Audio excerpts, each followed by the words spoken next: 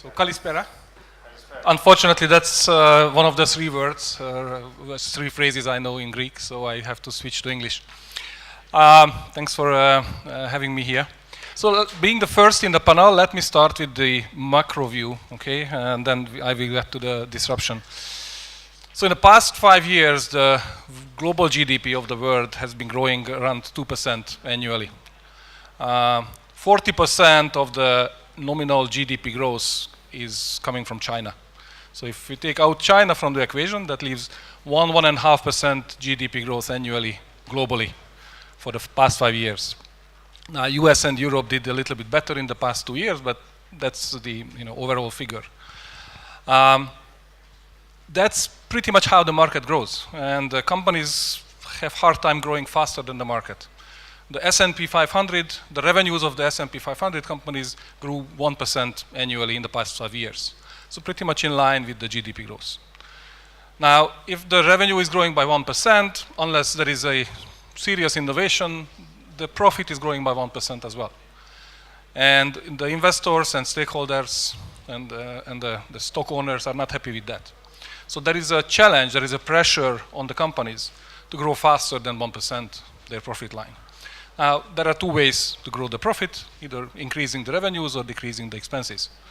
Now, increasing the revenues, companies can only do increasing faster, growing faster than the market with innovation, but not through small steps and incremental innovation here and there, but really radical innovation, going into new market, transforming their business, coming up with new and disruptive technologies.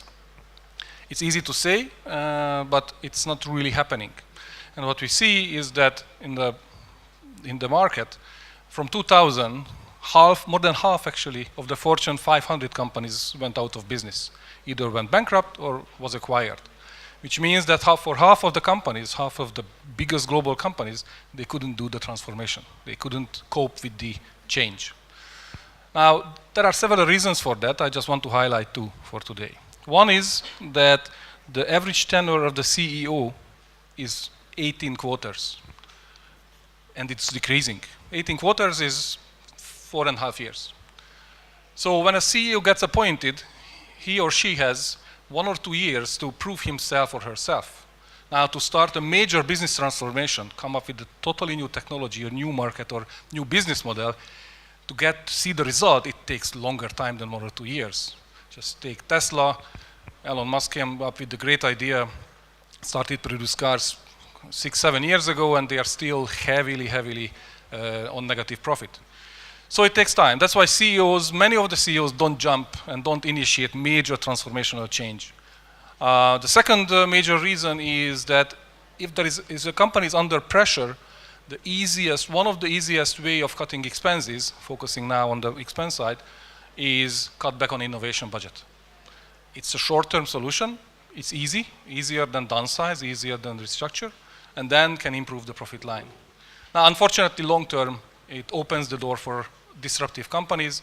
It opens the door for others who are transforming themselves and changing themselves.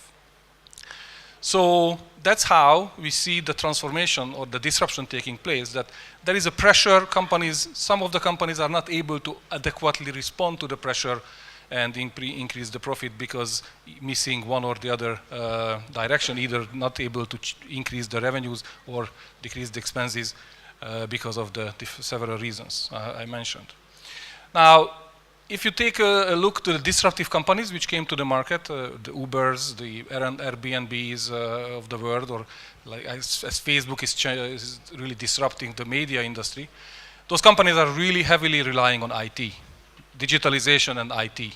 And this is, to the question of the chairman, this is where my company comes into the play. Now, companies may say, and when I meet customers, they say that, look, we are spending a lot of money on IT, so how much more should we do? The fact is that 80% of the companies spending on IT is going for maintenance, just maintaining the existing systems. When someone is buying a new laptop because the old one is too slow, that's not innovation, that's maintenance. 20, but in some companies only 10% is going to innovation, really support their new business models, their new products, their new way of serving customers. And this is very low number. Now, the good news, what can help the market is that the IT, what we see a phenomenon in the IT industry is called cloud computing, which is a really a major phenomenon and can change the way customers are using IT. They can use IT as a utility. The usual example we give is that if you need electricity, you don't need a generator at home. You just buy it, from the supplier. This is a major shift. This is how companies starting to use IT, as a service from a cloud, and by that, they can spend much more energy and money on innovation versus maintenance. And this is why what I believe is that there is a major shift in the IT industry. There is a disruptive transformation, what's happening within IT, moving from on-premise to cloud. And this has a major impact not only for the IT industry, for companies like mine or my colleague here, but all the external companies, non-IT companies, because they can use IT in a more professional, more efficient way for their innovation. Thank you.